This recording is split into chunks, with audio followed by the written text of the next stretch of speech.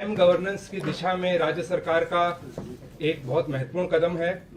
दूसरा, स्वामित्व योजना, जिसका लाभ अब तक ग्रामीण अंचल में लाल डोरे के अंदर लोगों को मिल रहा था, उसका लाभ अब शहरी क्षेत्रों में भी एक नई योजना आज मुख्यमंत्री महोदय करेंगे, जिसके माध्यम से स्वामित्व का लाभ शहरी क्षेत्रों में जो छोटे दुकानदार हैं उनको भी मिलेगा, जो छोटे व्यापारी उनको मिलेगा।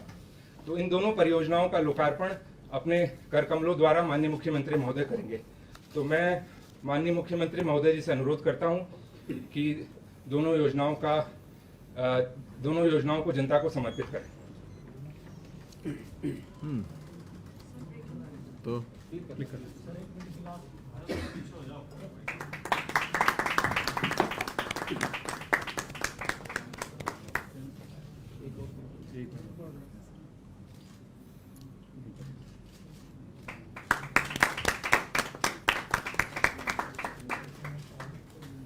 अब मैं सूचना एवं प्रौद्योगिकी विभाग से अनुरोध करूंगा कि जन सहायक ऐप के बारे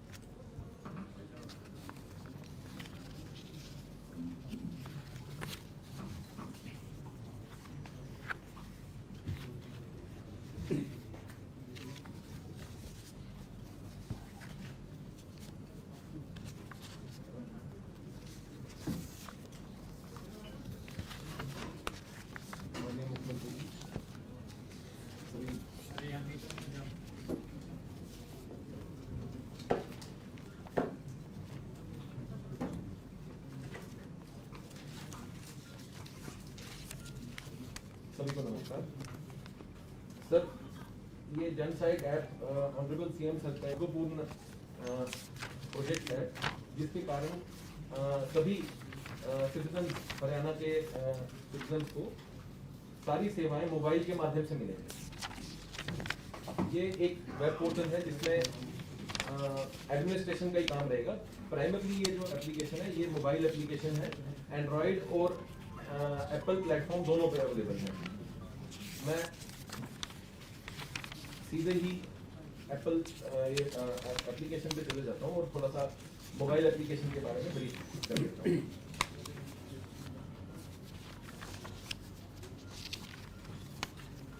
सबसे पहले जाते ही ये इंग्लिश और हिंदी में आपको चयन करने को पूछेंगे। आपके चयन अनुसार वो आगे आपको लॉगिन करने के लिए बताएंगे। लॉगिन आप दो तरह से कर सकते हैं, एक मोबाइल नंबर से अपने और एक परिवार पहचान पत्र से। मोबाइल करते ही आप मोबाइल नंबर डालते ही आपको एक ओटीपी आपके फोन में आएगा।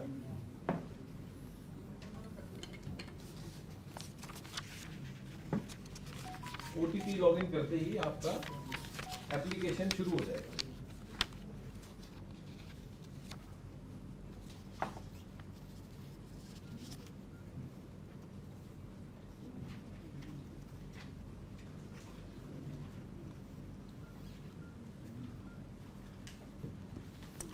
अगर आप मोबाइल से लॉगिन करेंगे तो आपको सेवाएं लेने के लिए परिवार पहचान पत्र में लॉगिन करने के लिए फिर से पूछा जाएगा। आप अगर बाद में करना चाहते हैं तो उसको बाद में भी कर सकते हैं। फिलहाल के लिए अगर आप स्किप करके आगे देखना चाहते हैं ऐप कैसी है और क्या क्या सेवाएं हैं, तो आप स्किप करके आगे जा सकते हैं। बट जब सेवाएं लेनी है और सरल की सेवाएं भी इसमें सारी उपलब्ध है, जब आप आगे जाएंगे तो आपको परिवार पहचान पत्र के साथ अपना यहाँ पे जोड़ना पड़ेगा। ये एप्लीकेशन एक नोटिफिकेशन का भी माध्यम है। सरकार की कोई भी योजना, कोई भी नए जो इवेंट्स हैं, उनको सिटीजन को भेजने के लिए हम सिटीजन का उसका डिस्ट्रिक्ट और उसका जेंडर और उसकी आयु पूछ लेते हैं। अगर ये हमारे पास ये फीड जैसे आ जाती हैं तो हम यहाँ से कस्टम नोटिफिकेशंस भी जो है सरकार के माध्यम से नीचे सिटीजन को पूछ सकते हैं। जैसे मान लीजिए गुड़गांव में अगर कोई इवेंट है, उसकी जानकारी देनी है, या कोई वैक्सीनेशन ड्राइव है एक डिस्ट्रिक्ट में हो रही है, तो हम पर्टिकुलर एज ग्रुप को पर्टिकुलर डिस्ट्रिक्ट में भी हम नोटिफिकेशन भेज सकते हैं और इससे सरकारी सेवाएं डायरेक्ट उसको नोटिफाई हो जाएंगी। तो ये एक तिथि डाल के देख रहे हैं, ये बहुत ही सरल एप्लीकेशन है जिसमें 3 तरह की सेक्शंस बनी हुई हैं। एक है इमरजेंसी सेवाएं, दूसरा है गवर्नमेंट सेवाएं और तीसरा है अदर सेवाएं। तो अगर आप गवर्नमेंट सेवाएं देखेंगे, इमरजेंसी सेवाएं देखेंगे, तो इसमें आपको इमरजेंसी 112 डायल 112 है, डायल 100 है, डायल 108 एम्बुलेंस सर्विस है, 101 फायर सर्विसेज हैं, 104 हेल्थ सर्विसेज हैं, 1091 वुमेन सर्विसेज हैं, 1098 चाइल्ड सर्विसेज हैं और 1075 कोविड हेल्पलाइन भी है। अब इनमें से किसी पे भी क्लिक करेंगे तो आपका फोन आपको डायल करने के लिए भी बोल देगा, आप डायरेक्ट इस बटन को दबाते ही आपका कॉल उस सेवा को लग भी सकता है। दूसरी हमारी गवर्नमेंट टू जो G2C जिनको कहते हैं, गवर्नमेंट टू सिटीजन सेवाएं, तो सरल की सारी सेवाएं मिलेंगी। आपको सरल के पेज पे जाके उसका फॉर्म भरने की जरूरत नहीं है, यहाँ के ही आपके प्रोफाइल से सेवाओं को आप डायरेक्टली अप्लाई कर सकते हैं। मोबाइल के माध्यम से ही आपकी सेवाएं मिल जाएंगी और आपको अलर्ट्स भी आने शुरू हो जाएंगे। तो ये कैटेगरी वाइज हमने 3-4 कैटेगरीज बनाई हैं, जैसे सरल की सर्विसेज, डिपार्टमेंट वाइज सर्विसेज। अगर एक सिटीजन को खोजनी है कोई सर्विस तो वो एक बहुत सरल उसका सर्च ऑप्शन होना चाहिए। जैसे अभी मान लेते हैं हम डिपार्टमेंट को सर्च करते हैं और डिपार्टमेंट में रेवेन्यू को सर्च करते हैं, तो जो रेवेन्यू डिपार्टमेंट की सारी सेवाएं होंगी वो यहाँ पे दिखनी शुरू हो जाएंगी। अगर हम दूसरा पुलिस देखते हैं तो पुलिस की सेवाएं दिखनी शुरू हो जाएंगी। अगर आपको डिपार्टमेंट का नाम से सेवाओं को सर्च नहीं करना है और आप किसी का जैसे नाम डाल के सर्च करना चाहते हैं, जैसे सर्टिफिकेट बेस्ड सेवाएं कौन सी हैं, तो अगर आप यहाँ पे सर्टिफिकेट बेस्ड लिखना शुरू करेंगे सेवाओं में जाके, सरल में जाके जैसे सर्टिफिकेट लिखा मैंने, तो आप देख पाएंगे कि यहाँ पे सर्टिफिकेट बेस्ड जो सेवाएं हैं वो दिखनी शुरू हो जाएंगी। Income certificate, income caste certificate, जहां पे भी वो सर्विस में उसका नाम कीवर्ड सर्च होगा वो वहां पे आ जाएगा। चाहे वो आप डिपार्टमेंट के नाम डालें, चाहे वो आप सर्विस का नाम डालें, चाहे वो किसी भी सेवा का नाम डालें, वो यहाँ पे search income easy search, keyword based search जो है वो आपको मिल जाएगी। फिर एक यूजर कैटेगरी वाइज भी हमने इसको कैटेगराइज किया है। जैसे अगर युवा हैं या किसान हैं या वुमेन हैं या सीनियर सिटीजन हैं, तो उनकी कैटेगराइज में भी इनको हमने सर्विसेज को टैग करके रखा है। अगर कोई युवा है, जैसे युवा पे क्लिक करेंगे तो युवा की जो रिलेटेड सर्विसेज हैं वो सारी यहाँ पे मिल जाएंगी। तो उनको अगर किसी सर्विस के बारे में नहीं भी पता तो इन कैटेगरीज में जाके वो उसको खोज सकते हैं और अच्छे से उनका यूज करते हैं जो उनको यूज करनी है। एक पब्लिक ग्रीवियंस का भी हमने बनाया है इसमें सेक्शन। सीएम विंडो पे भी डायरेक्टली यहाँ पे जाके कंप्लेंट डाल सकते हैं या अपनी ग्रीवियंसेस डाल सकते हैं। पुलिस की एफआईआर हो सकती है और आरटीआई भी डाल सकते हैं। तो ये आरटीआई भी यहाँ पे, ये तीनों सेवाएं भी यहाँ से उपलब्ध हैं।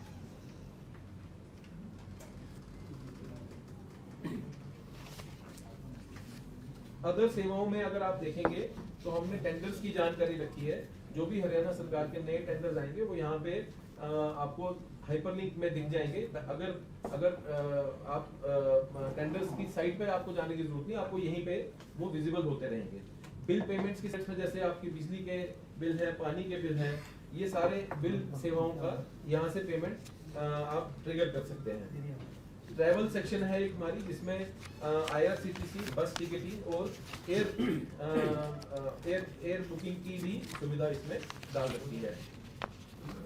एक जॉब्स सेक्शन है हमारा, जहाँ पे जिस भी डिपार्टमेंट में जॉब्स आती हैं, तो जॉब्स पब्लिक सर्विस कमीशन या सक्षम युवा या स्पोर्ट्स जॉब, ये सारी सर्विसेज भी यहाँ पे चिन्हित हैं। जो भी सिटीजन जिस भी कैटेगरी में जाके अपने आप को कनेक्टेड फील करता है वो उस सेवाओं में जाके अपना भर सकता है या उनके बारे में जानकारी ले सकता है। तो ऐसे ही हमारी स्किल डेवलपमेंट भी कहाँ पे हो रही है, इन 3 जगह। जैसे जैसे और हमारे पास इंफॉर्मेशन आती जाएगी, जज साहब को हम और बेहतर बनाते जाएंगे। इसके अलावा इसमें एक न्यूज सेक्शन भी है।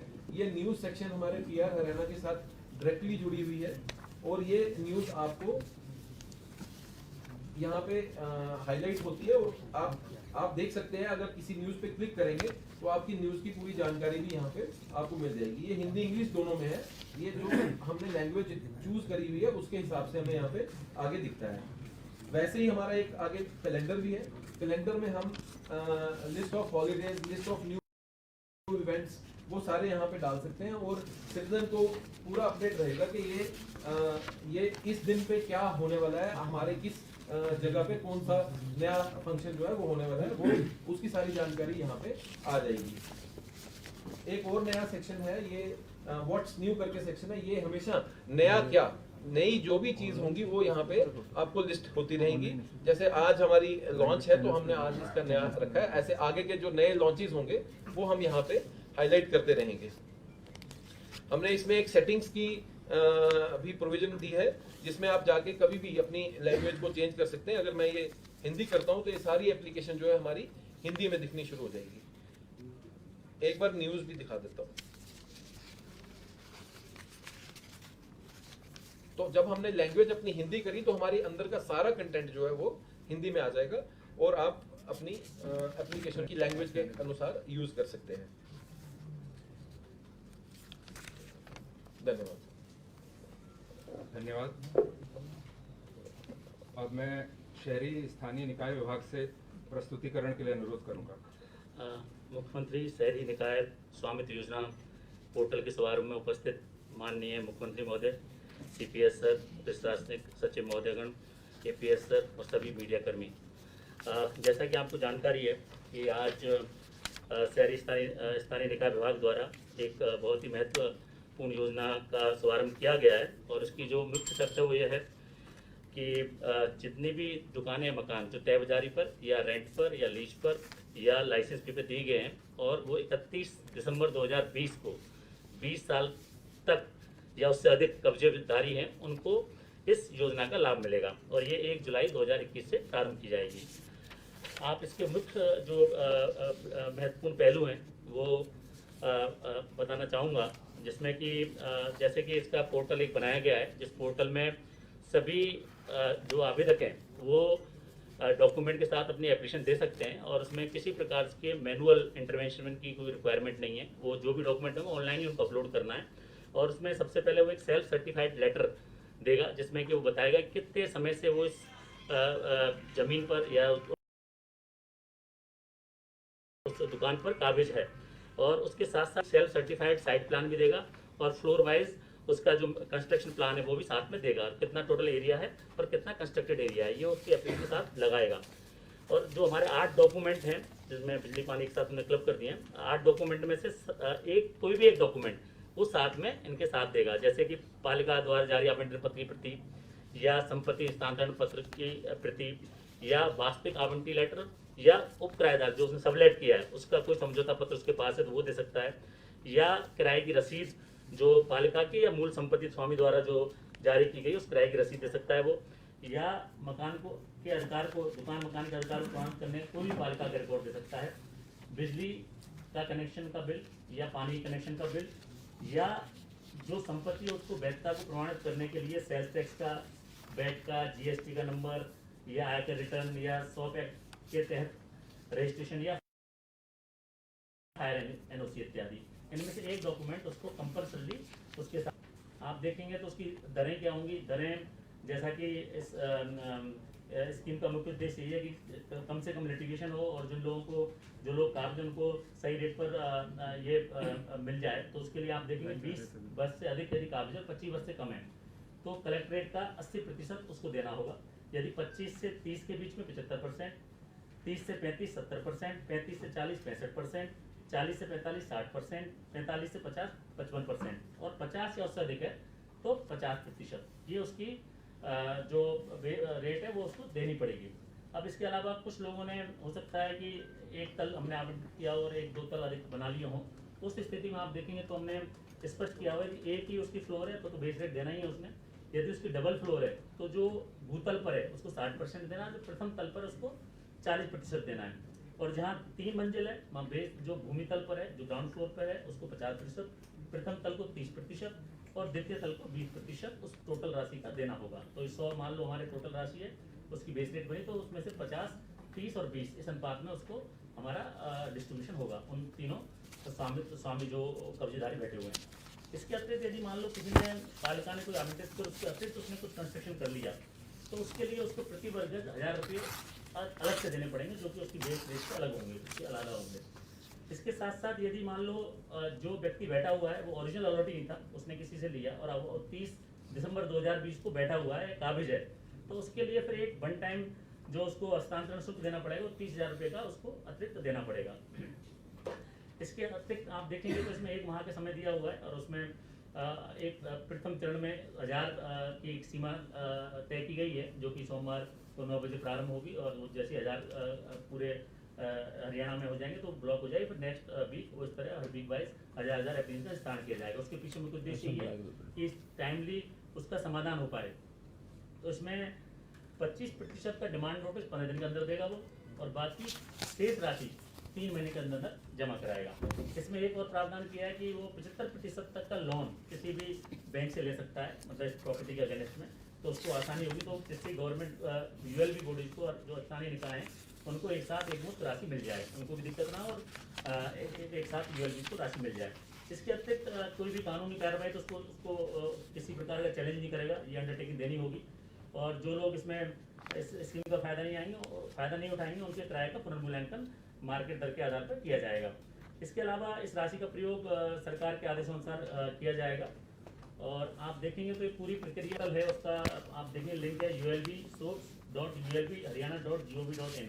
तो हमारी जो डिपार्टमेंट की वेबसाइट है ulb.haryana.gov.in, उसी पर एक लिंक है जो कि उस लिंक के माध्यम से ये एक पोर्टल डिफरेंट हमारा खुलेगा और इसमें पूरा सिस्टम ऑनलाइन है। और इसमें एक बहुत अच्छी बात यह है कि उसका एक डैशबोर्ड, खुद एप्लीकेंट का डैशबोर्ड होगा, जिसमें कि वो सारी गतिविधि देख सकता है, कितने उसने एप्लीकेशन अप्लाई की, कितना ने उसके एप्लीकेशन के अगेंस्ट ऑब्जेक्शन दी, आपत्ति दी, कितना उसका डिमांड नोटिस है, क्या उसको कोई नोटिस सक्षम अधिकारी मान लो कमिश्नर ने या ईओ ने या सेक्रेटरी ने उसको दिया है, उसका भी एक सिंगल पॉइंट पर वो सारा कुछ देख सकता है।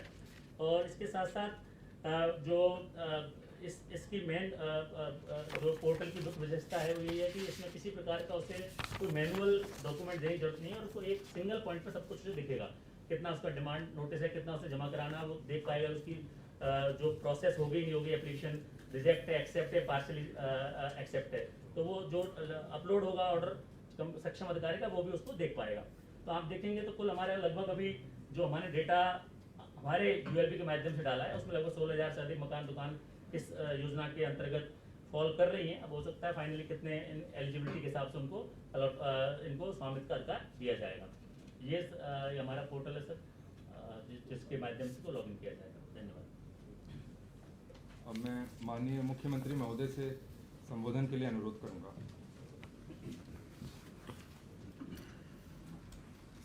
मित्रों, सबसे पहले तो कल 1 जुलाई है और 1 जुलाई विश्व भर में डॉक्टर्स डे के रूप में मनाया जाता है। और अभी ये जो दौर चला है, निकला है अभी तक, इसमें पिछले 1.5 वर्ष से जैसे हम कोविड के इस पीरियड में से निकल रहे हैं, उसमें मैं मानता हूँ कि डॉक्टर्स की भूमिका, बहुत बड़ी भूमिका के प्रति बहुत कृतज्ञता हम व्यक्त करते हैं।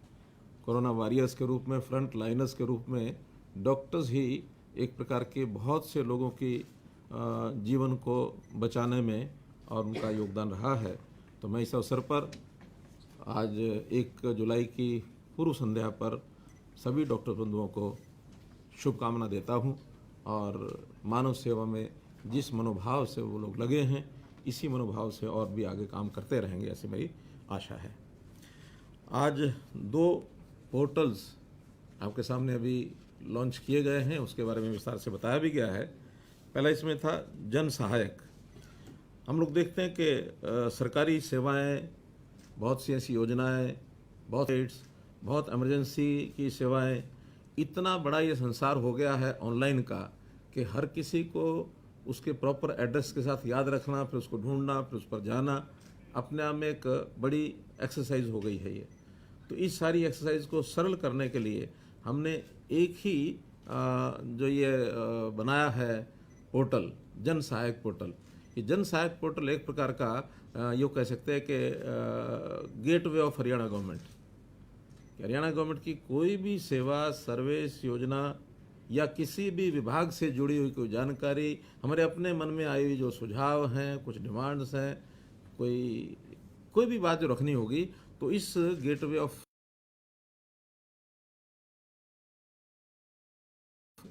हरियाणा यानी जन सहायक के माध्यम से आईटी गेटवे कह सकते हैं, तो एक इसमें जाने के बाद हमको हर चीज़ प्रॉपर स्थान के ऊपर मिलेगी।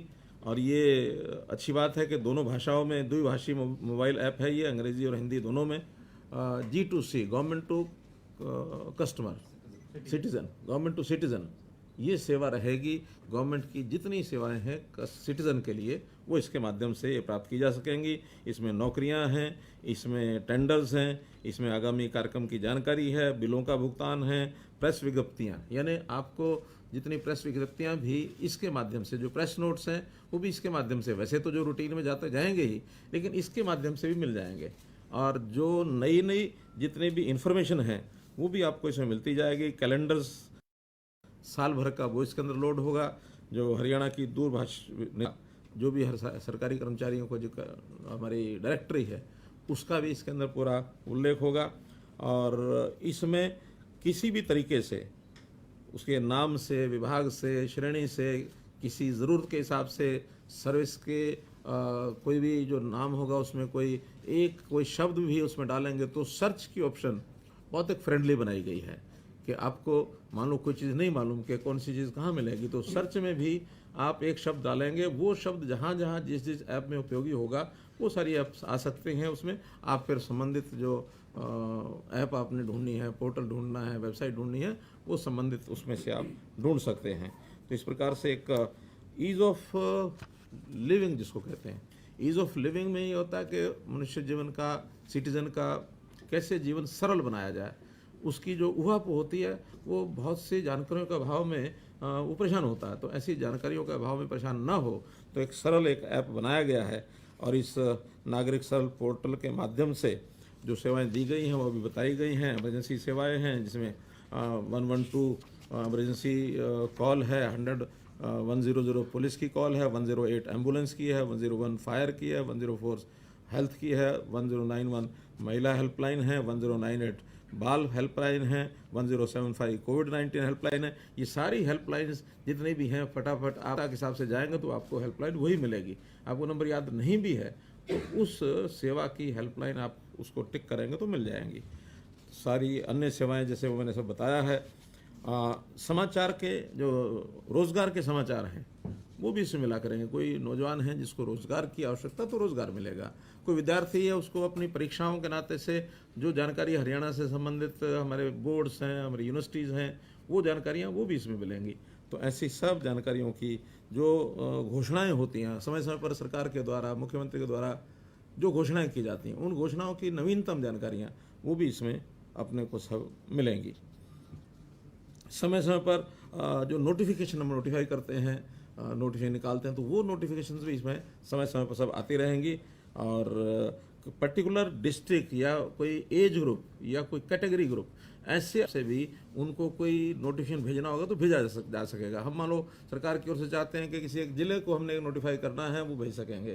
किसी एज ग्रुप को, मानो यंग हैं 15 साल से 25 साल, 15 साल से 35 साल, को एक नोटिफिकेशन भेजना वो भेज पाएंगे। हमको बुजुर्ग 60 साल से ऊपर के लोगों को सूचना देनी है, वो हम उसी हिसाब से उन लोगों के जिनके फ़ोन नंबर हमारे पास उपलब्ध हैं उनको नोटिफिकेशन हम कर पाएंगे। तो एक बहुत सरल तरीका सरकारी सूचनाओं का भी ये रहेगा। कुल मिलाकर प्रत्येक नागरिक के लिए इस ऐप के माध्यम से उनके दैनंदिन जीवन को कैसे सरल बनाया जाए इसको ध्यान रखा गया है। और जैसे जैसे इसका उपयोग लोग करेंगे कुछ सुझाव आएंगे, सुझाव भी उसमें इनकॉर्पोरेट हम लोग करते रहेंगे, इसको और सरल बनाएंगे। दूसरा पोर्टल वो है शहरी निकाय, हमारी स्थानीय निकाय। बहुत ऐसे बड़ी संख्या, अभी तो 16,000 लोगों ने अप्लाई किया है, मुझे लगता है ये 25-30 हज़ार भी हो सकते हैं जिन लोगों ने यूएलबी की जो संपत्तियां हैं वो या तो किराए पर ली हैं, लीज पर ली हैं, तयबाजारी पर ली हैं या लाइसेंस ले करके अपना काम कर रहे हैं और वो चाहते हैं कि हम इसके मालिक बन जाएं। तो हमने स्वामित्व शहरी, पहले एक स्वामित्व ग्रामीण किया था, वो भारतवर्ष में चल रहा है, हमने हरियाणा में ही किया केवल अभी तो स्वामित्व शहरी, कि जिनकी ज़मीनें अपनी नहीं हैं और वो पैसा आज के कलेक्टर रेट की परसेंटेज के हिसाब से उसमें परसेंटेज रखी है, क्योंकि जो जितना पुराना बैठा है उसका मानते हैं उसका अधिकार फर्स्ट राइट उसका बनता है। जो 50 साल या इससे ऊपर का कोई आदमी काबिज है उस जगह पर तो उसको 50% पर ही आज का रेट जो है जो 1 जुलाई का कल का जो रेट होगा के ऊपर हर साल का जो 1 जुलाई का रेट होगा उस हिसाब से उसका दर बदलता जाएगा। तो इस 50% का जो रेट होगा वो 50 साल वाला, जिसका 20 साल से ऊपर हो गया 20% को छूट मिलेगी, 30 साल से ऊपर 30% छूट मिलेगी, 35 साल से ऊपर 35% मिलेगी, 40 साल से ऊपर 40% मिलेगी, यानी 5-5 साल के गैप पर 5-5% की छूट भी उसकी बढ़ती जाएगी। तो इस प्रकार से सरलतम, और बहुत लोगों का जो रिस्पांस मिल रहा है, हमें फीडबैक जो मिल रहा है, बहुत ही प्रसन्नता है लोगों में कि हमें यानी पीढ़ी दर पीढ़ी जो लोगों की ज़मीनें ऐसी ली हुई थी उनका भी मालिकाना हक आज दूसरी तीसरी पीढ़ी को मिल रहा है, और जिन्होंने 20 साल पहले 25 साल पहले भी ली थी उनकी भी एक पीढ़ी बदल गई है, उनको आज मालिकाना का अधिकार मिल रहा है। तो इससे बहुत बड़ी एक प्रसन्नता हमें हुई है। जो पंचायतें नगर पालिकाओं में आ गई या पहले थी उनको भी हमने म्यूनिसिपल कॉर्पोरेशन कमेटीज़ में मर्ज कर दिया है, तो उनकी प्रॉपर्टीज जो उस समय दी गई थी उसके ऊपर भी ये लागू होगा। तल के हिसाब से रेट्स निर्धारित किए गए हैं। ग्राउंड फ्लोर यानी भूतल है, फिर प्रथम तल, द्वितीय तल, तृतीय तल, उस हिसाब से रेट्स रखे गए हैं। मैंने अभी चीफ सेक्रेटरी को कहा है, एडिशनल चीफ सेक्रेटरी को, इसमें जो वो है बेसमेंट वो कहीं रह गया है, उसकी भी कोई पॉलिसी बनाएंगे। अगर बेसमेंट और प्रथम तल मानो अलग अलग व्यक्ति के पास है तो उसका भी इसमें कोई प्रावधान करना होगा। एक ही व्यक्ति के पास है तो उसमें समस्या नहीं है, उसमें तो जिसका प्रथम तल है उसी के पास बेसमेंट होगी, लेकिन अगर उसके मालिक अलग अलग हैं तो उसका कोई प्रावधान ये कर देना चाहिए ताकि कोई भी कठिनाई उसमें ना आए। प्रार्थना पत्र इसमें वो डालेंगे। कल से 1 जुलाई से ये प्रार्थना पत्र लिए जाने शुरू होंगे। अब चूँकि संख्या बड़ी है, 16,000 तो आ ही गए हैं और ज़्यादा भी आएंगे, लेकिन डिपार्टमेंट को एक एक एप्लीकेशन को उसको स्क्रूटिनाइज करना होगा, उसको चेक करना होगा, उसका कब से वो है, उसके सारे डॉक्यूमेंट्स वेरीफाई करने होंगे। तो सारे के सारे एक साथ करना डिपार्टमेंट के लिए कठिन है। तो जो 1 महीना बताया कि अप्लाई करने 1 महीने के अंदर अंदर वो हम सारा करेंगे, तो एक निर्णय इस वेबसाइट के जारी यानी बनाने के बाद हमारा हुआ है, उसकी मैं घोषणा करता हूँ कि हर सप्ताह 1000 एप्लीकेशन ली जाएंगी, ताकि सप्ताह में अगले उस 1 महीने में उस सप्ताह भर की 1000 एप्लीकेशन को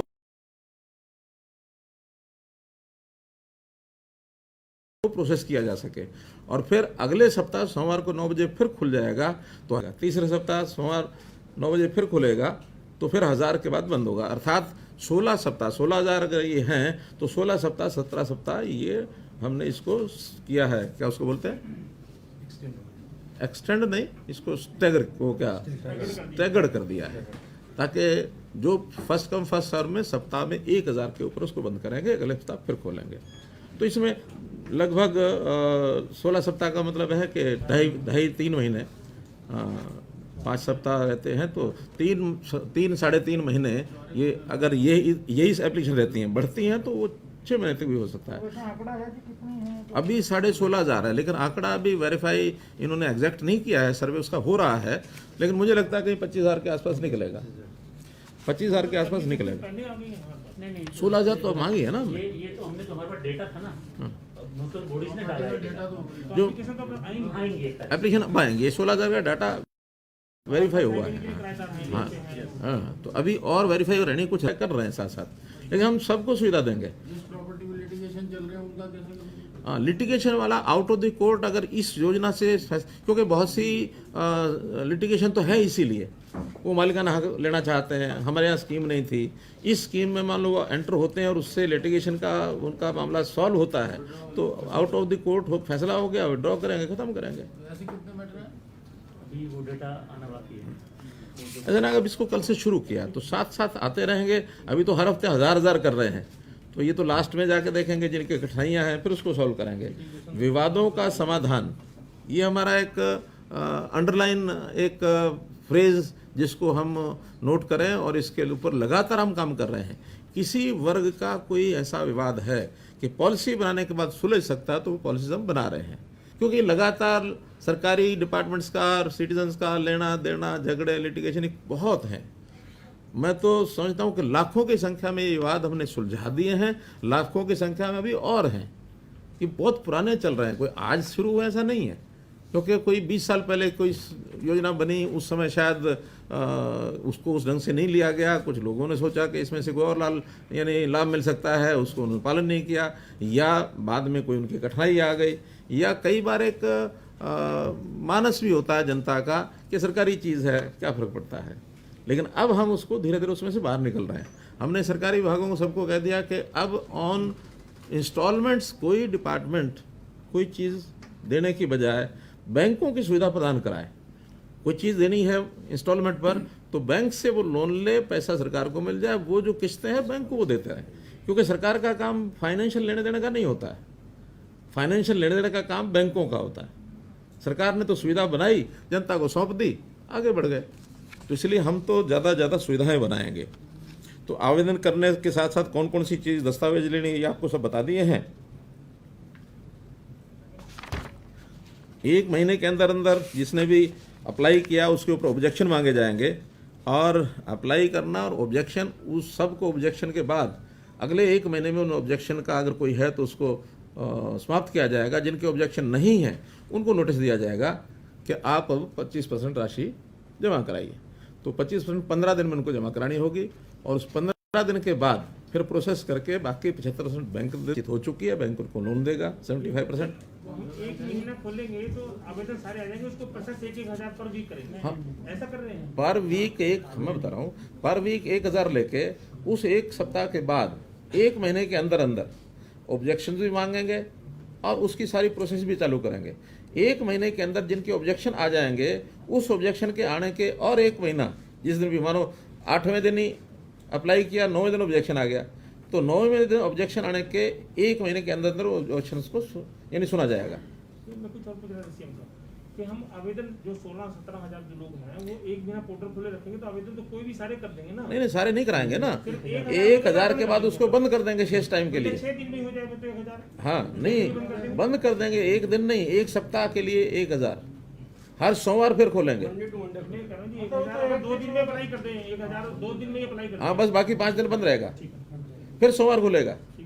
तो सर इससे जो है पब्लिक को तो फायदा हो गई। अब आपको क्या लगता है कि सरकार इसको टोटल प्रोसेस को कितने दिन में पूरा कर लेगी? मैंने बताया 16,000 है, 16 सप्ताह तो हो ही गए। अगर ये 25,000 है तो 25 सप्ताह हो गए। 25 सप्ताह के बाद अगला जो रूटीन का 1 महीना, फिर ऑब्जेक्शन का 1 महीना, फिर 15 दिन से पैसे लेना, 2-2.5 महीने वो लगेंगे। तो कुल मिला के 5-6 महीने में स्टैगर हो गया सारा। सरकार को कितना आपको लगता है रेवेन्यू आएगा? देखिए, अब इसका को एकदम नहीं कह सकते कि किस प्रॉपर्टी का पैसा, कितना एरिया, कितना पैसा, वो अलग अलग है। लेकिन मैं मोटे रूप से बता सकता हूँ कि मान लो अगर 20,000 एप्लीकेशन हो और 1 लाख रुपया एक प्रॉपर्टी का आए तो 200 करोड़ बनता है। कैलकुलेशन है। अब किसी का 2 लाख आए, कितना आएगा वो डिपेंड्स, यानी ये 1,000 करोड़ तक भी जा सकता है। सर ये 25% कितने दिन में आना है? हाँ जी, 25% कितने दिन? 15 दिन में। जब हम यहाँ से नोटिस भेजेंगे उसके 15 दिन में। कोई नहीं भरता सर उसके बाद क्या प्रोसेस है? नहीं भरता तो कैंसिल, वो तो बैठा ही है। मूल्यांकन करेंगे, कराएगा। वो तो इसका मतलब उसका लाभ नहीं लेना चाहता। वो अगर पैसा नहीं भरेगा तो कोई जुर्माना नहीं है। ये तो एक पॉलिसी है म्यूचुअल कंसिडरेशन की। हमने एक ऑफर दी है, उसने मान ली है, पैसा हमें देगा, प्रॉपर्टी उसकी हो जाएगी। नहीं तो जैसे पहले चल रहा चलता रहेगा। नया किराया देना पड़ेगा, नया हाँ, फिर हर साल किराया बदलेगा तो नया किराया देगा। ये कोई बाइंडिंग नहीं है, ये तो एक सुविधा दी है लोगों को। लोग चाहते हैं, अभी तक ये पॉलिसी थी नहीं।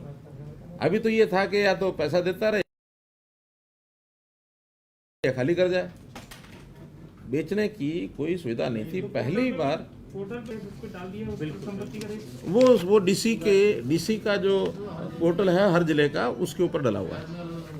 संपत्ति के ऊपर भी तो होगा ना, कितने की संपत्ति बनेगी मुझे। नहीं, वो तो जो संपत्ति वो लोड करेंगे, वो संपत्ति के हिसाब से वहां से चेकअप किया जाएगा, ऑटोमेटिक।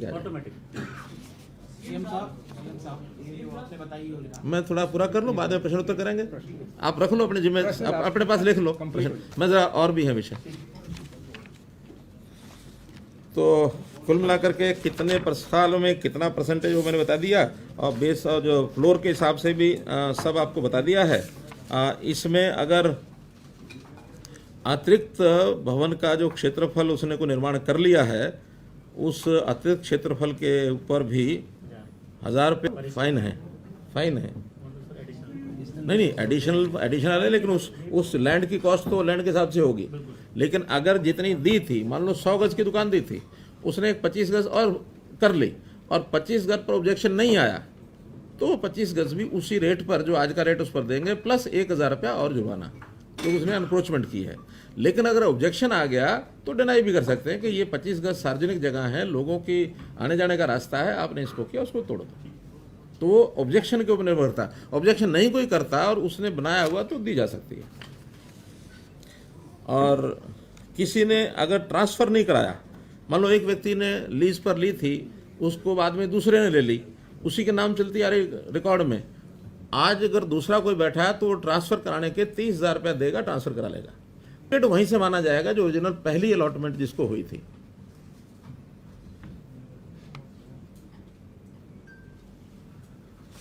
तो मोटे रूप से ये है। एक पीछे हमने पॉलिसी बनाई थी, उसको भी मैं मात्र दोहरा रहा हूँ, अर्बन लोकल बॉडीज़ की, कि जो रेवेन्यू के रास्ते बीच बीच में शहरों के अंदर आ गए थे, क्योंकि बहुत गांव जो हैं वो शामिल किए गए, उनके रेवेन्यू के रास्ते थे वो शहरी रास्ते बन गए, या शहरी प्रॉपर्टी पहले किसी रूप से पड़ी थी, आज वो प्राइवेट आदमियों को उसके बीच में घिरी हुई है, लंबी पट्टी है, प्राइवेट आदमी को ज़मीन खरीद के और उसका लाइसेंस लेना चाहते तो उनको उस जगह की ज़रूरत पड़ेगी। या कोई रास्ता मान लो भिड़ा है तो उस रास्ते को चौड़ा करना तो उसको ज़मीन की जरूरत पड़ेगी। तो पहले एक 2017 में एक्सचेंज पॉलिसी बनाई थी, लैंड एक्सचेंज पॉलिसी, कि उतनी ही लैंड वो हमको दे दे, उतनी लैंड हम उसको बदले में दे देते हैं। शिकायतें मिलने लगी कि इसमें कम रेट की, ज़्यादा रेट की, कोई कम रेट की वो रह गई, कोई ज़्यादा वो रह गई, मिलीबद्ध करके बराबर रेट दिखा दिया, बाद में शिकायतें मिलती रही। अब ने एक्सचेंज का पॉलिसी एक प्रकार से समाप्त कर दी।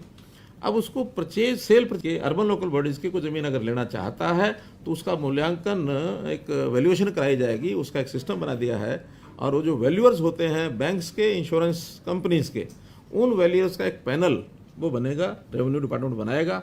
उनमें से कोई भी 2 वैल्यूअर वो छांट सकते हैं, खरीदने वाला भी और कारपोरेशन भी, वहाँ मिल करके 2 वैल्यूअर छांटेंगे, वो 2 वैल्यूअर उसकी वैल्यूएशन करेंगे। अगर वो वैल्यू आसपास आ गई तो उसमें क्या लोएस्ट या हाईएस्ट क्या रखा है? दोनों का अगर आ गया मीडियन, नहीं सर, उसका अभी इलेबोरेट किया नहीं है। ठीक है, एक ये ज़रा इसको भी ध्यान रखें कि या तो हम लोअर रखें या हायर रखें या मीडियन रखें। और अगर अंतर ज़्यादा आएगा तो फिर दोनों की सहमति से तीसरा वैल्यूअर आएगा। उस दोनों की वैल्यूएशन का डिपार्टमेंट कर रहा है, उसका एक अंतर रख सकते हैं से 5%, कि दोनों का अंतर 5% अगर आता है, क्योंकि इंडिपेंडेंट दोनों करेंगे, तो उसमें से उसका मीडियन लिया जा सकता है। और अगर ज़्यादा अंतर आता है तो थर्ड वैल्यूअर एक और ला करके उसकी वैल्यूएशन कराई जा सकती है। फिर जो भी सिस्टम बनाएंगे उस रेट पर खरीदने वाला पैसा जमा करा के और वो ले सकता है। और ये पैसा चाहे वो है और चाहे इससे आएगा इस योजना से, ये सारा हर एक म्यूनसिपल बॉडी का अलग एक अकाउंट में रखा जाएगा। इस पैसे से केवल वो ज़मीन खरीद सकते हैं या कोई परमानेंट एसेट बना सकते हैं। इसको प्लान्ड जो एक्सपेंसेस होते हैं, तनख्वाहें हैं, बिजली बिल है, ये वो खर्च नहीं कर सकते। वो अगर किसी को करना होगा तो with the permission of the government करेंगे। मान लो किसी कठाई ऐसी आई, कोई कंटेंजेंसी ऐसा विषय आ गया प्लान में, उनको खर्चा अचानक इमरजेंसी आ गई, तो फिर वो अप्लाई करके गवर्नमेंट से परमिशन लेकर उसको खर्च करेंगे, अन्यथा नहीं।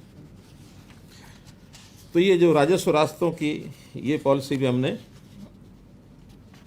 बना दी है ताकि ये रास्ते उनसे आसान हो जाए, वरना ये बहुत बड़ी कठिनाई आती थी।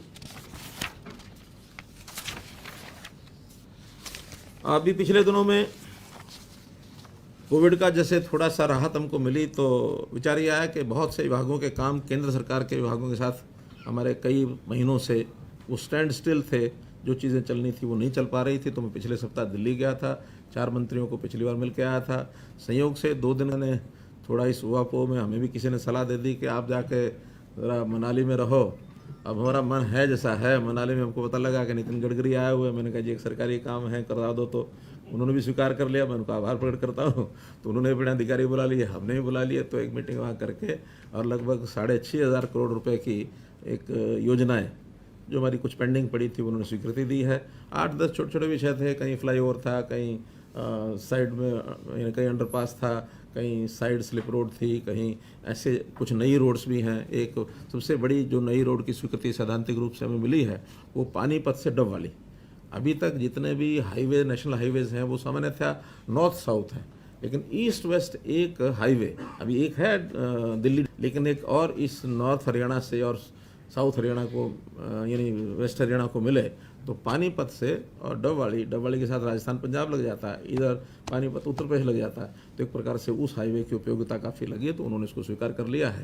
तो इस प्रकार से ये सारे विषय उनके साथ हमने किए हैं।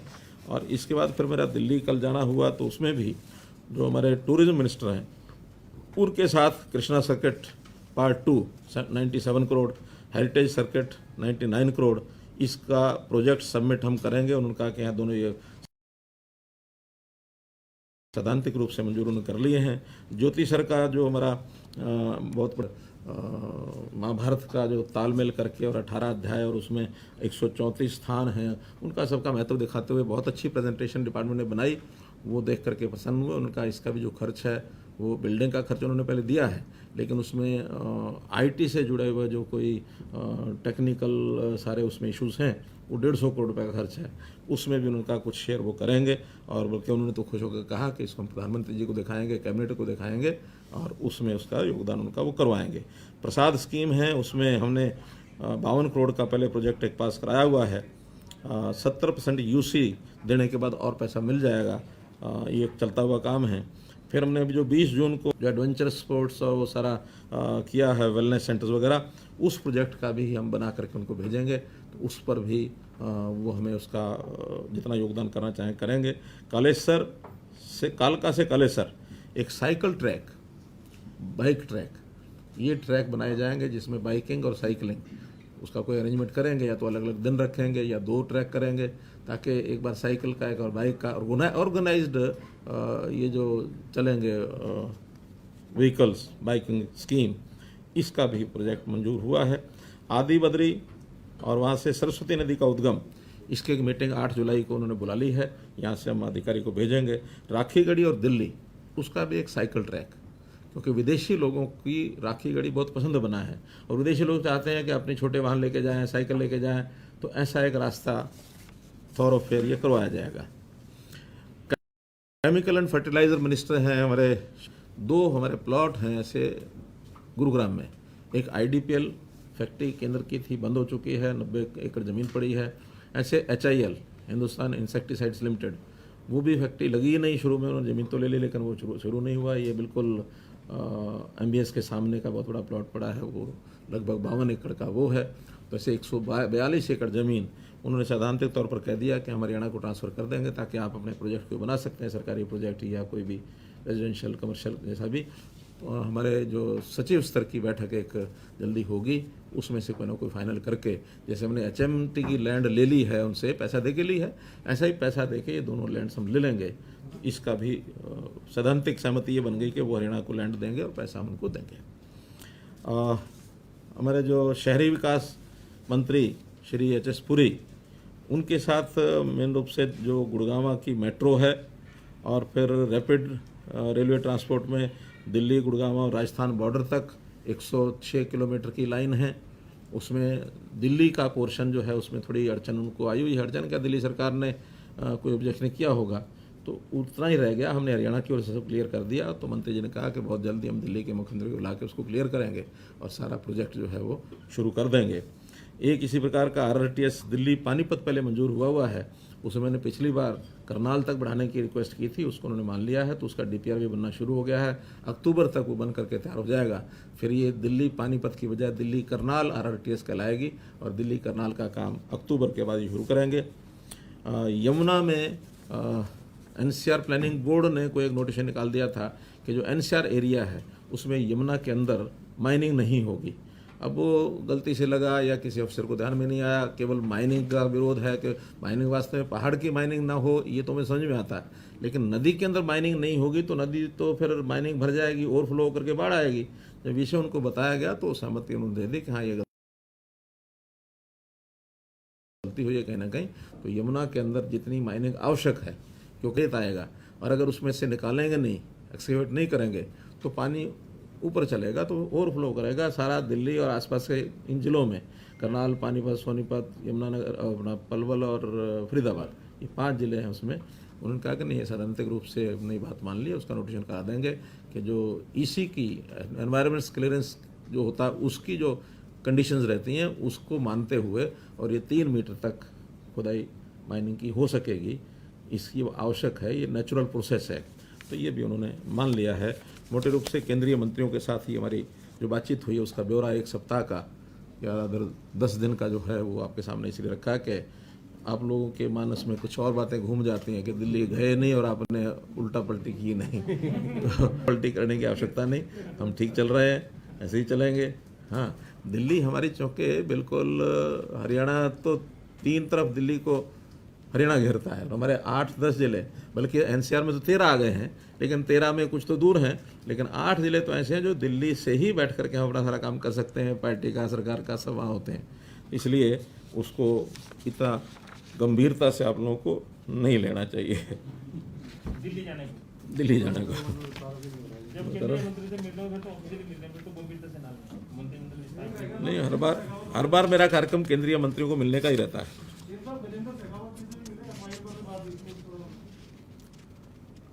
गजेंद्र अब वो मिले थे पिछले बार मैं गया, मैं वो मिल के आया था। उसमें जैसे पिछली बार वन मंत्री को मिल के आया था, हमारे पीयूष गोयल रेल मंत्री को मिला था, गजेंद्र शेखावत जी को मिला था। तो ऐसे सब मंत्री, 4 मंत्री पिछली बार मिले थे। अभी 3 मंत्री कल मैं मिल के आया हूँ, नितिन गडकरी हो जाएगा। तो 8-9 मंत्रियों से मेरा अलग अलग विभागों के विषयों को लेकर के मिलना हुआ है। मंत्रिमंडल विस्तार की कोई अभी संभावना नहीं है। मैं तो बता दिया कि मेरे दिल्ली जाने को इतना आप लोग, मैं तो उतना ही दो जितना आवश्यक है। बिना दिल्ली जाए नहीं हो सकता है कंप्लीट।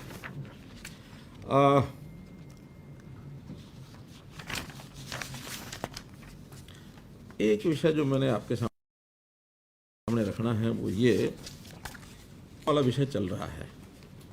इसमें वैसे तो मैं बहुत बार अपील कर चुका हूँ आपके माध्यम से।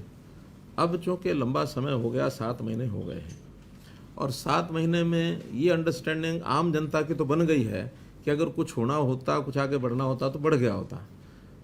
हम लोग अपने किसानों के जो बिल बनाए गए हैं, कानून बने हैं, उनकी जितनी भी सार्थकता है, उनके जो विशेषताएं हैं, वो सब हमने जनता को बताई हैं, बार बार बता रहे हैं।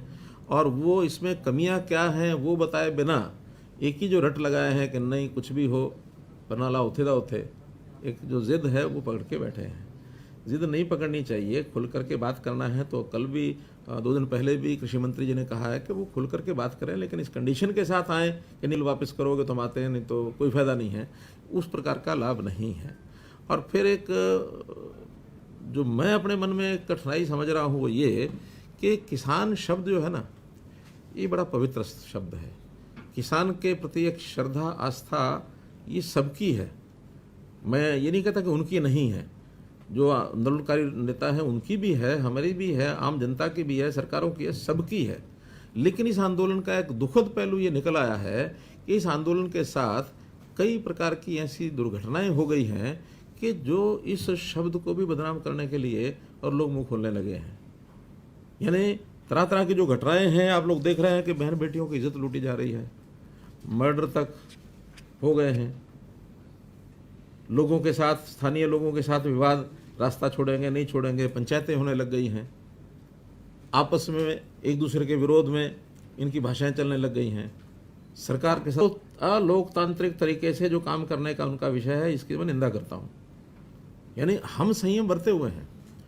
वो हमेशा क्या कहेंगे कि ये मंत्री नहीं जा सकता, ये एमएलए नहीं जा सकता, मुख्यमंत्री नहीं जा सकता, उप मुख्यमंत्री नहीं जा सकता। आखिर सरकार को जो चला रहे हैं उनकी जिम्मेवारी है जनता में जाना और जनता की बातों को सुनना। और जिस प्रकार से उनके एक नोटिस निकलते हैं और जिस प्रकार का चैलेंजिंग भाषा में रहता है, तो एकदम शुद्ध अलोकतांत्रिक है ये।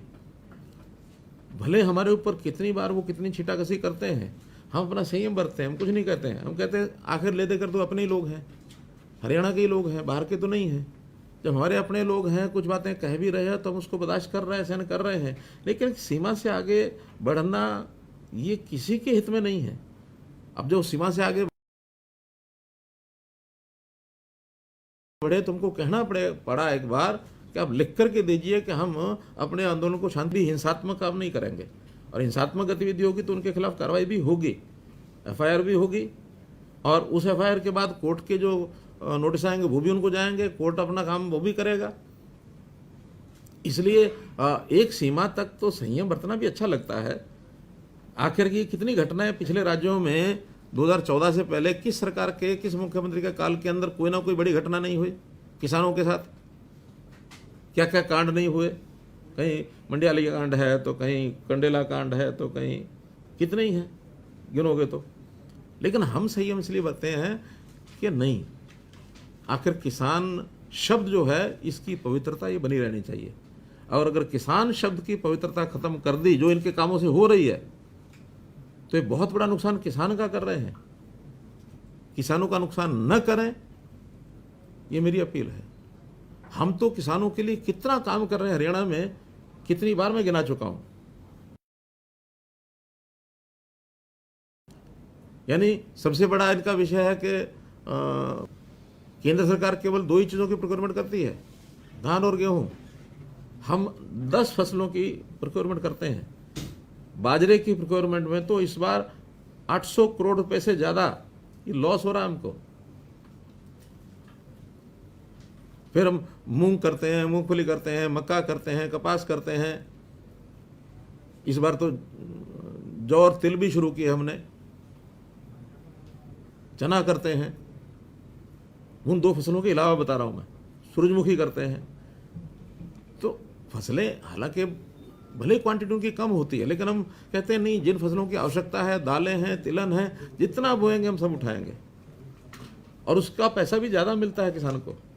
सरसों इस बार जो प्रोक्योरमेंट रेट है उससे 1.5 गुना से भी ज़्यादा मिली है। और बल्कि सरसों जिन्होंने खरीदी उनको टैक्स भरना पड़ा, तो किसान कहता है कि मैं वहाँ बेचूंगा तो मुझे 5 रुपये ज़्यादा मिलेगा। जब हमने कहा कि वहाँ टैक्स तो आपको वहाँ भी देना पड़ेगा, क्यों? क्योंकि अभी कानून पुराने हैं, नए कानून लागू होते ही वो टैक्स खत्म हो जाएगा और टैक्स खत्म होगा तो 5 रुपये क्विंटल किसान को ही ज़्यादा मिलेगा। अल्टीमेटली अगर पुराने कानून लगे रहेंगे तो 500 रुपये का नुकसान की जिम्मेदारी किसकी है? नेताओं की है। और अगर ये टैक्स हट जाए, नए कानून लागू हो जाएं तो 500 रुपये किसान को ज़्यादा मिलता है। केवल सरसों में नहीं, कोई भी फसल बाहर बेचेंगे तो ना मंडी फीस लगेगी, ना HRDF लगेगा, कोई टैक्स नहीं लगेगा। लेकिन जब तक ये पुराने कानून, हमें इस कारण से पुराने जो एक बार कानून नए बन रहे हैं, हमने जो MSP आइटम्स मंडी के अंदर जो हम खरीदते नहीं हैं, MSP नहीं है, उनका 4 का 1% किया था, किसका? बासमती का। अल्टीमेटली जब कानून नए लागू नहीं हुए तो वापस हमको 4% करना पड़ा, क्योंकि पुराने कानून के साथ 4% ही है। वो अल्टीमेटली नुकसान तो या तो किसान का, व्यापारी का, किसी का तो हो ही रहा है। तो इसलिए मैं यानी इन शब्दों में आर्थिक दृष्टि से समझाना चाहता हूं कि पुराने नियमों का कितना नुकसान है और नए नियमों का कितना लाभ है। तो सर ये जो टोल फ्री कर रखे हैं इसको लेके भी गडकरी साहब ने एतराज़ जताया कि ये टोल जो है चालू कराओ, खुले कराओ। हमने कहा ये आपकी प्रॉपर्टी है, आप इस पर संज्ञान लीजिए। वो संज्ञान लेंगे। हमने हमारे जो HSIDC के थे 3 टोल KMP के, हमने चालू करा दिए। हरियाणा के 3 टोल थे, हमने चालू करा दिए। अब ये किसान एक पवित्र शब्द है, इन्हें किसान ना कहा, क्या कहा जाए, क्या संज्ञा ली जाए? मैंने बताया कि जो आंदोलनकारी बैठे हैं वो वास्तव में किसान नहीं हैं। वास्तव में जो किसान हैं वो इन नियमों से, इन कानूनों से कोई एतराज़ नहीं उसको। ये केवल राजनीतिक तौर के ऊपर चीज़ों को आगे बढ़ाए हुए हैं। पंजाब के अंदर चौधरी लगी है, हमारे यहाँ तो कोई चुनाव है नहीं, लेकिन केवल जिसको कहना चाहिए कि पॉलिटिकल एक एंगल से सरकार को बदनाम कैसे किया जाए, कांग्रेस पार्टी इनका सहयोग कर रही है। कांग्रेस एक पॉलिटिकल पार्टी है। कुछ और जिन लोगों को लगता है कि पॉलिटिकली हमको इस नैया के ऊपर बैठ करके हम आगे बढ़ना चाहते हैं, बढ़ नहीं पाएंगे, क्योंकि आज जितने मुट्ठी भर लोग हैं, अभी ये बहुत बड़ी संख्या में नहीं है। अब कोई हमसे पूछ सकता है अगर मुट्ठी भर हैं तो फिर आप उनका मुकाबला कार्यक्रमों के माध्यम से क्यों नहीं करते? भले मुट्ठी भर हैं तो भी अपने हैं, तो भी हमसे टकराव नहीं चाहते। लेकिन सर वो कानून को तो हाथ में ले लेना। नहीं लिया। उसके बाद हमने उसको चेक किया तो उन्होंने आखिर में जीन में लिख करके दे दिया टोहाना में कि हम जो है कानून में हाथ में नहीं लेंगे। और जब कानून हाथ में लेने की कोई बात करता तो उसका ये अच्छी बात है कि वो निंदा भी खुद करते हैं। नहीं सब वो लिख के दिया, वो तो मीडिया में छपा है। बात हुई कि नहीं हो तो उन्हीं के साइन है, 2 आदमियों के साइन उन्हीं की ओर से हैं, ये आप देख लीजिए। उन्होंने कहा है कि नहीं कहा है? वहाँ पे जो स्थानीय लोग अब इकट्ठा हो रहे हैं, रास्ते बंद हैं, तो सिचुएशन में टकराव ना हो आपस में। तो इसके लिए मैंने बताया कि हम अभी पंचायतें जो कर रही हैं उनसे बातचीत, उनकी बैठकें होती हैं, मीटिंग्स होती हैं, उन्होंने एक रास्ता खोलने की बात कही है और मुझे लगता है कि अब खुल जाना चाहिए रास्ता बहुत जल्दी। अब वो उस रास्ते को बंद रखने के लिए कोई ताकत भी नहीं बची है उनके, खुल जाएंगे जल्दी। टकराव ना हो, बस यही संयम है। जिस दिन टकराव होने लगा संयम भी टूटेगा। मैंने रविशंकर जी, हमारे जो जयशंकर जी विदेश मंत्री, उनसे बातचीत की थी। इस बार मुझे मिलना था, वो विदेश गए हुए हैं। बाद में जो विदेश राज्य मंत्री हैं मुरलीधरन जी, उनसे मेरी बात हुई है। वो अभी 2 दिन बाद आपस में मिलने वाले हैं। गंभीरता से उन्होंने इस विषय को लिया हुआ है। अपनी हाई कमीशन में बात उन्होंने की है कि हाई कमीशन उसके अंदर ऑस्ट्रेलियन गवर्नमेंट के साथ इशू को टेकअप करे और टेकअप करने के बाद जो वहाँ के कानून के हिसाब से अगर कहीं किसी ने दोष किया है तो उसका भी फैसला कर दें। अब कोई दोष ऐसा तो कुछ है नहीं। आपस में 2 वर्गों का टकराने के बाद विशाल जूड़ ने तिरंगा झंडा उठा करके उनका विरोध कर दिया। इतना ही एक दोष विशाल जूड़ का है कि उसका उस समय वीज़ा समाप्त हो चुका था। तो वीज़ा समाप्त हो चुका था तो उसको रिपोर्ट कर देना चाहिए, वापस भेज देना चाहिए। उस घटना में दोष नहीं है कोई विशाल जूड़ का। सर वो पानीपत का एक युवा भी है सर, अफ्रीका के अंदर जो फंसा हुआ है, विनोद, उसको लेकर के भी कुछ क्या विषय है, जरा जानकारी सारी आएगी तो उसको भी देखिए। हम हर एनआरआई का सहयोग करेंगे जो हमारे हरियाणा का है। किसी प्रकार की कोई कठिनाई आएगी तो उस कठिनाई को दूर करने के लिए हमेशा हम तैयार हैं। किसानों की मैं बातें बता रहा था। 7 फसलें ऐसी हैं, प्रोक्योरमेंट जो करते हैं वो तो करते ही हैं, लेकिन 7 फसलों पर हम प्रति क्विंटल बीज की जो सब्सिडी है वो हम देते हैं। गेहूं, धान, जौ, सरसों, तोरिया, चना व दालें और बाजरा, इन सब पर 1000 रुपये से लेकर के और 4000 रुपये तक प्रति क्विंटल ये हम सब्सिडी देते हैं बीज के ऊपर। हमारा जो बीज विकास निगम है वो सब देता है। किसान जो कृषि यंत्र खरीदता है उसके ऊपर भी 50% से लेकर के 80% तक सब्सिडी दी जाती है। यूरिया पर 70% सब्सिडी है। डेयरी स्थापित करने के लिए दुधारू पशुओं पर भी बैंकों से ब्याज मुक्त उनको ऋण मिलता है। 3 पशुओं की डेयरी, सुअर पालन, भेड़ बकरी आदि इकाइयां अगर स्थापित करते हैं तो इसके लिए 50% अनुदान ये भी मिलता है। कृषि कार्यों के लिए 3 लाख रुपए तक का कर्ज बिना ब्याज के उपलब्ध करवाया जाता है। भूमिगत पाइपलाइन पर 10,000 रुपये प्रति एकड़, अधिकतम 60,000 रुपये प्रति किसान, ये अनुदान राशि भी हम देते हैं। बैटरी 40 स्प्रे पंप पर 50% की सब्सिडी ये दी जाती है। बिजली का तो आपको पता ही है कि मात्र 10% जो हमारा 4.5 रुपये से 5.5 रुपये तक खर्च आता है अलग अलग प्रकार की बिजली का, एवरेज हम 5 रुपये भी लगा लें तो किसान को केवल 10 पैसे यूनिट में दी जाती है। 6,200 करोड़ रुपया हर वर्ष का ये सब्सिडी दी जाती है। हॉर्टिकल्चर, आम, अमरूद, सिट्रस आदि फलों पर प्रति एकड़ 20,000 रुपये की सब्सिडी दी जाती है। सोलर पंप के लिए 75% का अनुदान ये सरकार देती है। फसलें खराब होने पर जैसा मुआवजा है वो प्रधानमंत्री फसल बीमा योजना में तो प्रीमियम उनका होता है, वो तो देते ही, उसका आधा प्रीमियम सरकार देती है। लेकिन अगर नहीं भी कराया तो 12,000 रुपया प्रति एकड़ ये सरकार की ओर से दिया जाता है। मशरूम की खेती पर 40%, हाइब्रिड सब्जी पर 50%, वर्टिकल खेती पर 65%, मधुमक्खी पालन और उनके बक्से खरीदने पर 75 से 85%। और सबसे अधिक एक महत्वपूर्ण बात, प्रधानमंत्री किसान सम्मान निधि 6,000 रुपया प्रति परिवार 3 किस्तों में, 4 किस्तों में, ये 3 किस्तें 4-4 माह की, ये 19 लाख परिवार हरियाणा के जिनको ये पैसा आता है। तो अगर ये हिसाब लगाया जाए तो कई हज़ार करोड़ ये किसानों के नाम से सब्सिडीज जाती हैं। प्रधानमंत्री का जो किसान सम्मान निधि है उसका सब मिला लें तो कई हज़ार करोड़ रुपये बैठता है। आज भी हरियाणा का किसान, मैं कहता हूँ पूरे देश भर में सबसे ज़्यादा सहयोग हरियाणा सरकार करती है अगर ये सारे हिसाब लगाएंगे। मैं इसलिए बता रहा हूँ कि इन विषयों को आपके माध्यम से मैं सारी जनता को भी, किसानों को भी बताना चाहता हूँ। किसान हमारा अन्नदाता है और इस किसान, क्योंकि बड़ा वर्ग किसानों का है हरियाणा में, उनकी स्थिति ये हम सुधारना चाहते हैं। तो कोई भी जो गरीब परिवार है उन सबको हमने उसका जो डाटा है वो लेकर के ऑर्गेनाइज करना शुरू कर दिया है।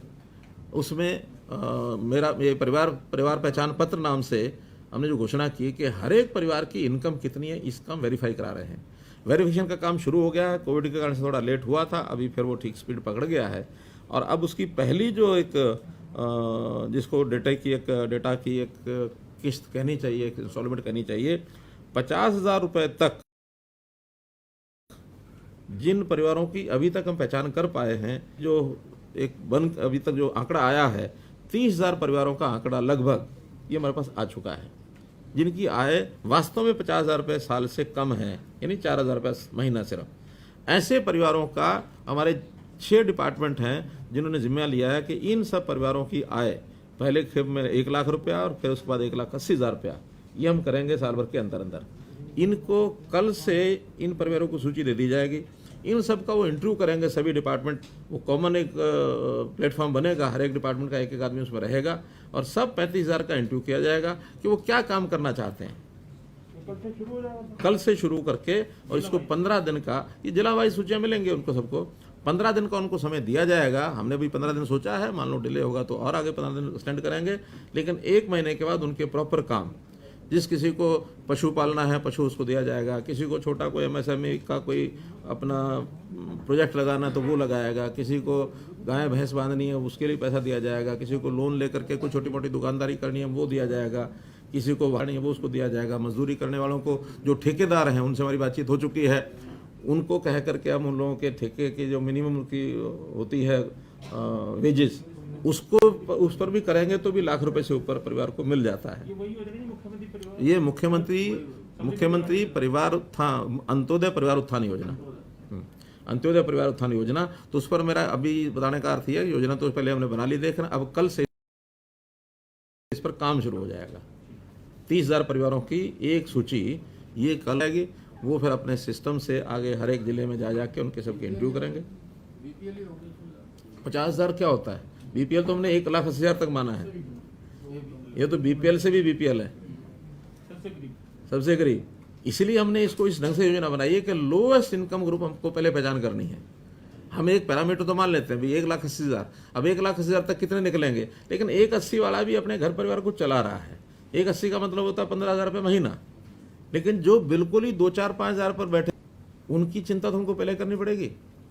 तो इसलिए अंत्योदय परिवार उत्थान योजना, इसको हम आगे बढ़ाएंगे और इसमें जैसे जैसे आगे बढ़ते जाएंगे अगली सूची आती जाएगी। पहले साल में हम 1 लाख परिवारों की हमने टारगेट रखा है, अभी 30,000 की लिस्ट कल जारी करेंगे, इसके बाद फिर बाकी जैसे वेरिफिकेशन हो जाएगी उसके बाद जारी करेंगे। तो मोटे रूप से मुझे आज आपके सामने ये विषय सब रखने थे, विषय काफ़ी आए हैं। किसानों का एक न्योता आपने स्वीकार किया था गांव में जाने का, कार्यक्रम रमथाना गांव, वो तय हो गया? देखिए वो उन्होंने ही कहा था कि हम 15 दिन बाद आएंगे और मुझे लगता है कि वो अपनी तैयारी कर रहे हैं। 15 दिन अभी हुए नहीं है, जिस दिन 15 दिन बाद आएंगे मैं उनको समय दूंगा, ये उनका काम है, समय लेंगे तो मैं दूंगा। बल्कि कल चरखी दादरी से एक एडवोकेट ने कहा है कि मैं किसानों का कार्यक्रम कराऊंगा और वो जिस दिन मेरे से समय मांगेंगे वो समय दूंगा। अभी कोर्ट में भी केस है, लेकिन कोविड के कारण से ही ये विषय रुका हुआ है। कोविड का मामला अगर मान लो 3rd वेव नहीं आती है और ये इस मामला रूटीन में ठीक हो जाता है तो आने वाले कुछ महीनों में इसका निर्णय लेंगे। साहब, पंजाब सीएम से आपकी कोई बात हुई है? क्योंकि केंद्रीय जल मंत्री ने कहा था कि आप मीटिंग कीजिए, कोई संपर्क हो पाया सर? और क्या लगता है कि पंजाब में जिस तरह से चुनाव आ रहे हैं उनका रुख क्या लगता है? क्योंकि इससे पहले पंजाब का रुख जो है सकारात्मक नहीं रहा। देखिए जहाँ तक मीटिंग का विषय है, ये केंद्रीय हमारे जो जल शक्ति मंत्री हैं उन्होंने ही इसके इनिशिएटिव लेकर के उनसे बात करनी है, वो बात करेंगे, डेट कोई तय होगी तो मीटिंग करेंगे। मुझे नहीं लगता कि मैं स्वयं बात करूंगा तो वो कोई मीटिंग करेंगे, क्योंकि अल्टीमेटली सरकार को ही बैठाना है। उन्होंने ही कहा था कि मैं बात करता हूँ, एक मीटिंग आपकी कराता हूँ। एक एक लोकल बॉडी को लेकर जिस प्रकार से आप रेवेन्यू की बात कर रहे हैं उसमें सर जैसे पहले चुंगिया होती थी 1 दशक पहले, चुंगियों की प्रॉपर्टी हरियाणा के अंदर जगह जगह पड़ी है, उनका क्या किया जा रहा है? क्या उनको बेचा जा रहा है या कैसे? नहीं, अगर चुंगियों वाली प्रॉपर्टी जगह अगर पड़ी है तो वो पंचायतों की या नगर पालिकाओं की है, जहाँ वो थी तो नगर पालिका उसको जैसा उपयोग करेगी। देखिए हमने स्वायत्तता दी है इन विभागों को। पंचायती राज एक्ट जो बना था उसमें लोकल बॉडीज को स्वायत्तता दी जाए, तो जो प्रॉपर्टी उनकी है वो उनके पास रहेगी। उनसे अगर प्रदेश सरकार लेती है तो पैसा दे के लेती है, और वो अगर प्रदेश सरकार की कोई ज़मीन अगर लेते हैं तो पैसा देकर लेते हैं, वो उसके लिए कलेक्टरेट फिक्स किया हुआ है। तो प्रॉपर्टी का उपयोग क्या होगा, अलग अलग जगह से है, जैसा होगा वैसे वो करेंगे। पूरे गांव के अंदर जो तोड़फोड़ हो रही है उसको लेकर के, उनके पुनर्वास को लेकर के कुछ व्यवस्था आपको? उनके सारा सर्वे हो गया है। 3400 परिवार ऐसे व्यक्ति ऐसे निकले हैं जो हरियाणा के वोटर हैं। परिवार लगभग 1400 हैं।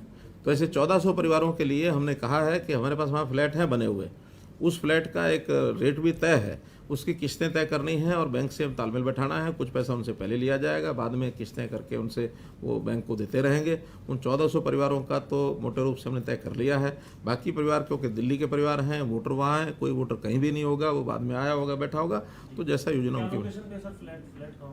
वहाँ पर गाँव है डबुआ कॉलोनी। डबो कॉलोनी में फ्लैट बने हुए हैं पहले से। ये जो छोटे आशियाना टाइप हैं या जो क्या इनको बोलते हैं, हाँ JNURM, हाँ उसमें बने हुए। डेल्टा प्लस वेरिएंट हरियाणा में भी मिला है, इधर ही पंजाब में भी सराउंडिंग एरिया में। अभी क्या स्थिति है इसको लेकर और क्या इसके लिए जो है कदम उठाए? देखिए, अभी तक हमारे यहाँ रिपोर्टिंग में फरीदाबाद से एक केस आया था, लेकिन वो भी 1 महीना 1.5 महीना पहले आया था। रिपोर्टिंग भले 3 दिन पहले की है, लेकिन वो जानकारी हमें मिली कि 1 महीना पहले केस आया था। और उस केस के कारण से कोई हमें नुकसान हुआ ऐसा नहीं है, क्योंकि ये 15 दिन के अंदर अंदर सारी जानकारियाँ मिल जाती हैं। उसकी लाइफ तो बहुत कम ही होती है, लेकिन जो इन्फेक्टेड आदमी होता है उसका भी 15 दिन के बाद उसके आगे बढ़ने की कोई खतरा नहीं होता है।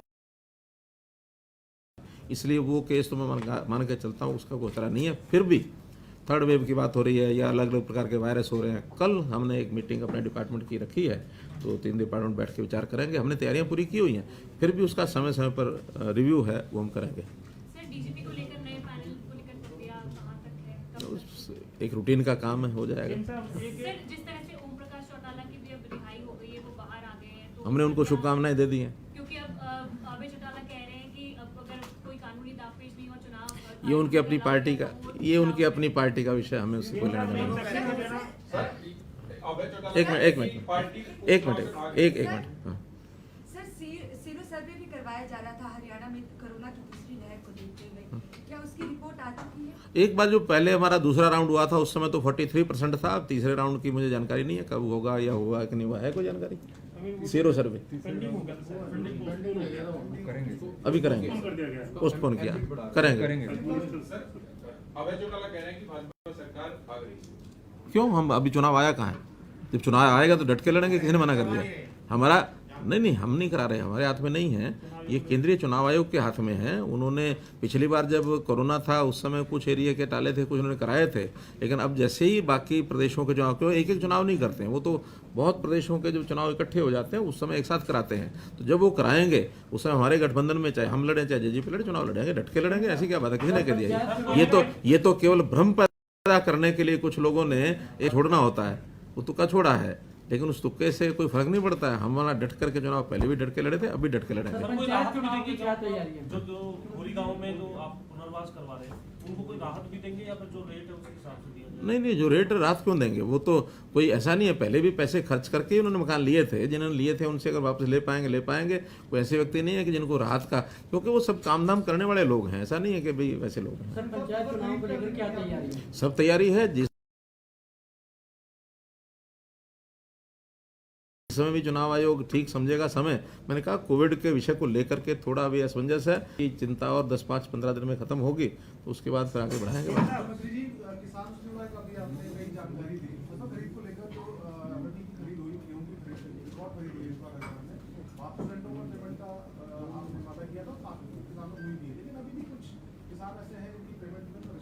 ऐसा लगभग 50 करोड़ रुपया एजेंसीज की तरफ बकाया था, वो हमने एजेंसीज को दे दिया है।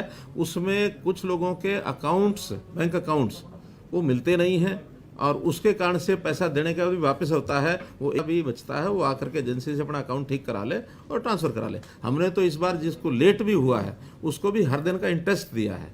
पहली किस्त इंटरेस्ट की 80 लाख रुपए गई थी, दूसरी किस्त कितनी गई मुझे मालूम नहीं, लेकिन पहली किस्त का, दूसरी किस्त का और भी दिया होगा। वो तो जब किस्त वाइज होता है उसका सारा एक दिन का हिसाब हर एक किसान का लगता है, क्योंकि ये पैसा हमारे पास जो बचता है हमें बैंक से मिलता है इंटरेस्ट, बैंक में पड़ा है, बैंक से लेंगे तो उधर से इंटरेस्ट बच जाएगा तो उनको देना होगा। तो अल्टीमेटली कॉस्ट ऑफ मनी है उसी को मिलेगी, मतलब उससे ली जाएगी। जिसके पास मनी है, जिसका ड्यू है उसको मिलेगी। सर एक सवाल है मेरा, 30 जून को वैसे माइनिंग बंद कर दी गई क्योंकि बरसात के समय माइनिंग बंद। वो तो नदियों में, हाँ ठीक है जी। तो अभी आपने मुलाकात करके क्या वो माइनिंग अभी प्रोसेस जारी रहेगा या 30 जून वाले सरकार के आदेश? नहीं, वो 30 जून तो वैसे तो कोई निर्णय हो ना हो, 30 जून का तो बरसात के कारण से बंद होता है 3 महीने के लिए, जुलाई अगस्त सितंबर, 1 अक्टूबर से फिर खुलता है, वो परमानेंट नियम है। इसी में एक सवाल और सर, एनजीटी ने बार बार सरकार को भी लिखा, पर्यावरण विभाग को भी लिखा कि कुछ क्रशर ऐसे हैं जो अवैध रूप से चला रहे हैं, लेकिन प्रमुखता से देखा गया कि क्योंकि उनके पास स्टाफ की कमी है और स्थिति ये होती है जब तक वो पहुंचते हैं तब तक मतलब पर्यावरण को बड़ा देखिए, कोई भी कमी उसको पूरा करेंगे। अगर स्टाफ की कमी हो तो नियमित भर्ती अब हम क्लास 4 की क्लास 3 की करने वाले हैं, बल्कि हमने 1 टाइम रजिस्ट्रेशन जो किया हुआ है उसमें लगभग 7 लाख ऐसे एप्लीकेशंस आ चुकी हैं। लेकिन जब उसकी डेट तय करेंगे, उस डेट से पहले उसको पोर्टल को खोलेंगे और 1 महीने के लिए वो खुलेगा लगभग, और उसके बाद क्योंकि उसका स्टाफ सिलेक्शन कमीशन वाले अपनी योजना बना रहे हैं और हमने उनको कहा कि अब क्योंकि परीक्षाएं परिणाम आते ही 10वीं के 12वीं के जैसे परीक्षा परिणाम आ जाएंगे, 10वीं को तो अब आई गए समझो, कोई उसका अंतर है नियम, 12वीं +2 का जो है वो आने वाला है, तो जैसे आ जाएगा फिर उसके बाद उनकी योजना बना करके टाइम दिया जाएगा कि अब फॉर्म भरने के लिए टाइम, और फिर 1 time registration single exam group D का और सी का। इसमें सर एक कंफ्यूजन है, एक तो डेट आ गई थी 30 जून की लास्ट डेट, नहीं बढ़ाएंगे उसको। प्रधानमंत्री सम्मान किसान निधि, उस तरह पर हरियाणा के किसानों को, जो छोटे किसान हैं उनको राहत भी आप एक योजना बना रहे हैं उसमें काफी बड़े, उसमें हमने उसको परिवार समृद्धि मुख्यमंत्री परिवार समृद्धि योजना में 6,000 रुपये साल का घोषणा की हुई है। पिछले साल हमने 4,000 रुपये दे दिए थे, लेकिन वो कैश देने के बजाय जितनी स्कीमें होती हैं, खास करके सामाजिक सुरक्षा पेंशन की स्कीमें, उनको कोई 60 वर्ष के बाद कोई इंश्योर मिले, पेंशन मिले, और उससे पहले ये जो प्रधानमंत्री जीवन ज्योति योजना 12 रुपये प्रति सदस्य का हर साल का होता है, 330 रुपया जीवन सुरक्षा योजना का होता है, ऐसे उनकी जो फसल की किस्त देते हैं प्रधानमंत्री फसल बीमा योजना की, ऐसी किस्तें जो लोग नहीं देते हैं उसका फार्मूला सब बना करके और वो उसमें से काटा जाएगा, बाकी पैसा बचाएगा उनके खाते में जमा कराएंगे। थोड़ा उसमें डिले चल रहा है बहुत जल्दी, क्योंकि कोविड के कारण से सारी चीज़ें रुक गई थी। अब ये सारा दोबारा से शुरू करके इस साल का हम हर एक का जो उस रेंज में आते हैं सबको देंगे। स्टाफ सिलेक्शन कमीशन के बारे में आपने बहुत सारी योजना बनाई थी, इम्प्लीमेंट होगी लगभग। अब जो 30 जून तक का था 1 टाइम रजिस्ट्रेशन, वो तो भी आप कह रहे हैं टाइम बढ़ाएंगे, लेकिन जो 7 लाख जो लोग आए हैं ग्रुप सी और डी के लिए, इसका कॉमन एंट्रेंस टेस्ट होगा, वो 3-4 महीने में आप कह रहे हैं जब होगा, तो उसमें ग्रुप सी और डी का होगा पहले, या ग्रुप डी का अलग से होगा? क्या अलग, डी का अलग होगा, सी का। कुछ लोगों ने तो दोनों फार्म भरे अपने, सी बी डी बी। कुछ लोगों की जिनकी हायर एजुकेशन थी वो अपना केवल सी का भरा, डी का नहीं भरा। जिनकी लोअर एजुकेशन थी कुछ लोगों ने केवल डी का भरा है, वो सी का भर ही नहीं सकते थे। और इसमें हरियाणा के लोग लगभग अभी तक जो भरे गए 99% लोग हरियाणा के हैं, 1% आदमी बाहर का है सिर्फ। 7 लाख में से 8,000 एप्लीकेशन ऐसी हैं जो हरियाणा के बाहर की हैं। कमीशन ने जूनियर सिस्टम इंजीनियर का रिजल्ट डिक्लेयर कर दिया था, दक्षिण हरियाणा बिजली वितरण निगम ने उनको ज्वाइन ही नहीं कराया, जबकि आप बयान आया था जब उन्होंने बोर्ड ऑफ डायरेक्टर्स देखेंगे, हमें ध्यान में है ये विषय, तो ये अभी उनको नौकरी की अभी ध्यान में है विषय, कोई निर्णय उसका पुख्ता निर्णय लेंगे। जिनकी मंजूरी के लिए बोला था जो चेयरमैन ने कि उन्हें का एंट्रेंस टेस्ट करवाना है या वैसे किया जाए, उसकी क्या स्थिति है? वो तो जो पहले से भरे गए हैं फार्म और जिनकी पहले हो चुका है विज्ञापन, वो पुराने सिस्टम से चले। ठीक है, बहुत बहुत धन्यवाद।